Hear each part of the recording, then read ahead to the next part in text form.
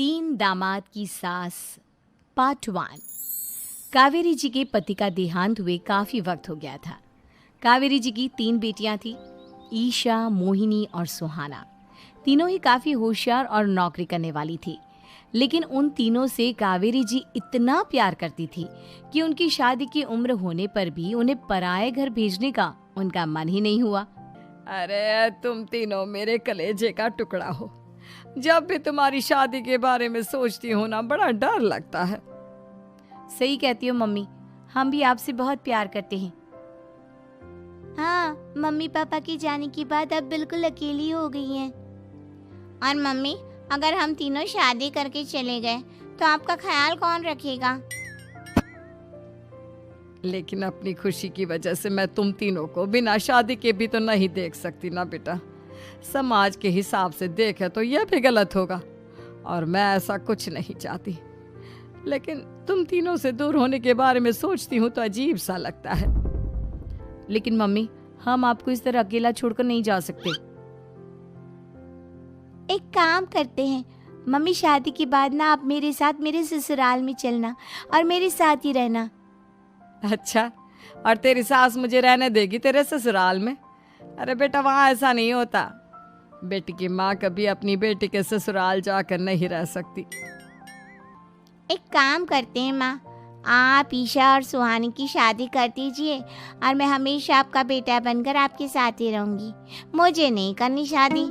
अरे मेरी बेटियां मुझसे कितना प्यार करती है, मेरी वजह से अपनी पूरी जिंदगी दांव पर लगाने को तैयार है। लेकिन मैंने ना इससे भी एक अच्छा उपाय सोचा है। क्या मम्मी? अगर आपके पास कोई सोल्यूशन है तो फिर क्यों परेशान हो आप? बताइए, क्या करना चाहती हैं आप? मैंने सोचा है कि अखबार में इश्तिहार देकर तुम तीनों के लिए 3 घर जमाई दामाद ढूंढ लूंगी। वैसे भी नौकरी तो तुम तीनों अच्छे से कर लेती हो, कमा भी अच्छा खासा लेती हो। कोई भी लड़का तैयार हो जाएगा तुमसे शादी करने के लिए। अरे मम्मी, ये हुई ना बात। इससे हमें आपसे दूर भी नहीं जाना पड़ेगा और आपको अकेला भी नहीं रहना पड़ेगा। हाँ मम्मी, ये बहुत अच्छा तरीका है। मैं तो कहती हूँ आज ही अखबार में ऐड निकलवा देते हैं।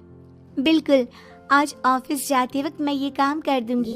और कुछ ही दिनों के बाद कावेरी जी को 3 घर जमाई दामाद विवेक, सुमित और अविनाश मिल जाते हैं और वो उन तीनों लड़कों से अपनी तीनों बेटियों की शादी करवा देती है। शादी के कुछ दिन के बाद, अरे अब शादी हो गई, छुट्टियां खत्म, तुम तीनों जाकर नौकरी करो, कुछ काम करो। अरे मम्मी जी, कमाल करती हैं आप। अब घर जमाए इसलिए थोड़ी ना बनाए कि हम बाहर जाकर नौकरी करें। मम्मी जी, मेरा तो घर जमाई बनने का मकसद ही यही था कि कमाने वाली बीवी मिल जाए। बाहर जाकर काम करने से तो मेरा दिल घबराता है। घर का कोई काम है तो बता दीजिए मुझे। अगर ऐसी बात है तो शाम का खाना बनाओ। मेरी बेटियां नौकरी से थकी हारी आती है, अब नौकरी नहीं कर सकते तो कोई बात नहीं, घर का काम करो तुम लोग। मैं तो घर का काम करने में बहुत खुश हूँ। बस ये बाहर धूप में निकलना, रास्ते में जाना, नौकरी करना, ये सब मुझसे नहीं होता। बिल्कुल ठीक कह रहा है सुमित। अरे गर्मी में, बारिश में, सर्दी में घर से निकल कर जाना और उधर बॉस की चिक चिक सुनना, इससे बढ़िया तो यह है कि मैं घर में झाड़ू पोछा कर लूँ। ठीक है, फिर तुम झाड़ू पोछा करना। अविनाश शाम का खाना बनाएगा और विवेक तुम सुबह का नाश्ता और खाना बनाओगे। मेरे तीनों दामाद घर संभालेंगे और बेटियां नौकरी करेंगी। अगले दिन सुबह के वक्त, मम्मी मुझे ऑफिस के लिए देर हो रही है, नाश्ता चाहिए। अरे उस विवेक से कहा तो था कि सुबह का नाश्ता उसे उठकर बनाना है। अभी जाकर देखती हूँ क्या कर रहा है विवेक। अभी तक सोया हुआ है क्या? सुबह के 10 बज गए हैं। सोने दीजिए ना मम्मी जी, क्या हमेशा हिटलर की तरह हाथ में डंडा लेकर खड़ी रहती हैं? मैंने कहा सीधे उठकर खड़े हो जाओ और जाकर नाश्ता बनाओ। लेकिन मम्मी जी, बिस्तर में से निकलते ही कोई नाश्ता कैसे बनाएगा? 2 मिनट, वॉशरूम जाकर आता हूँ। बिल्कुल नहीं, सीधे रसोई में पहुंचो, मेरी बेटी को ऑफिस जाने में देर हो रही है। कुछ देर के बाद, हे भगवान, दोपहर के 12 बजे हैं लेकिन घर इतना गंदा पड़ा है। सुमित से कहा था मैंने समय पर झाड़ू पोछा कर देना। सुमित, कहाँ हो तुम? क्या हुआ मम्मी जी? सुबह की चाय तो पीने दीजिए। आप भी याद करती हैं, चिल्लाती ही रहती है। ये सुबह की चाय है या दोपहर की चाय? अगर तुम 12 बजे उठकर सुबह की चाय पियोगे तो क्या शाम का खाना रात के 3 बजे खाओगे? मम्मी जी चिल्लाइए मत, बताइए बात क्या है। अरे 12 बज चुके हैं, अभी तक झाड़ू पोछा नहीं हुआ। घर में देखो कितनी गंदगी है। अच्छा, तो आप इसलिए परेशान हैं। वो क्या है ना मम्मी जी, आज मेरे हाथ में दर्द हो रहा है। रात को उल्टी करवट से सो गया था, हाथ हिलाया भी नहीं जा रहा। कौन से हाथ में दर्द है दामाद जी? इस सीधे हाथ में मम्मी जी, हाथ हिल भी नहीं रहा है। विवेक, सुन लिया तुमने? सुमित के हाथ में इतना दर्द है कि बेचारे का हाथ भी नहीं हिल रहा।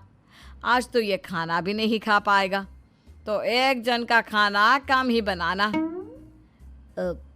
ठीक है मम्मी जी। अरे नहीं मम्मी जी, मेरे कहने का मतलब वो नहीं था। मेरा मतलब है खाना तो खाऊंगा ना। अरे लेकिन कैसे? हाथ तो हिल भी नहीं रहा है। अरे मम्मी जी, आपको ना किसी जेल में जेलर होना चाहिए था।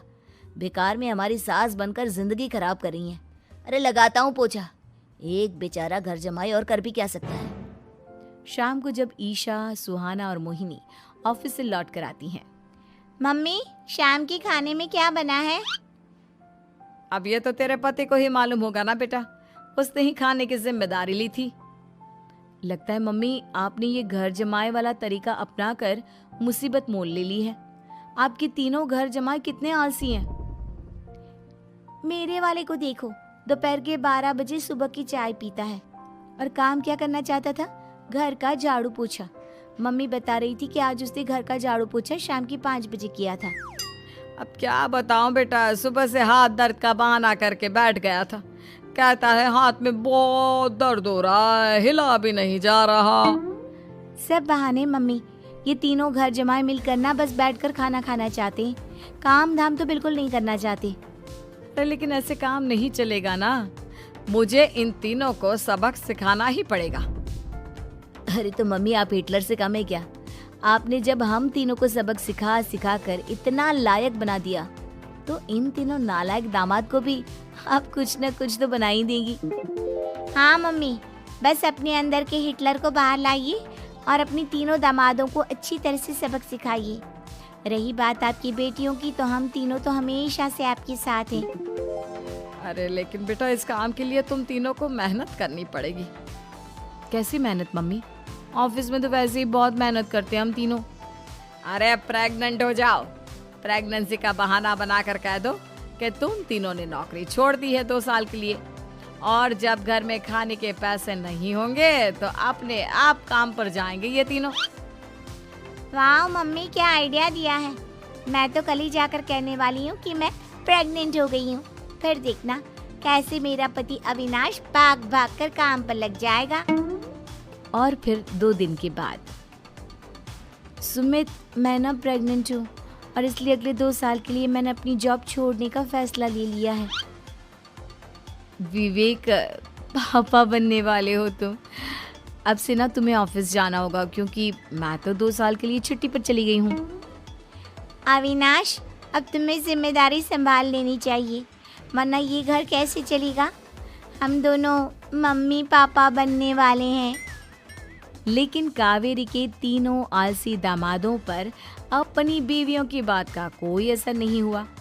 धीरे धीरे कावेरी जी को चिंता होने लगी, क्योंकि उनके प्लान के हिसाब से तीनों बेटियों ने ऑफिस जाना बंद कर दिया था। आखिर क्या तरीका अपनाएंगी कावेरी अपने आलसी दामादों को काम करना सिखाने के लिए? जानने के लिए सुनिए इस कहानी का पार्ट 2।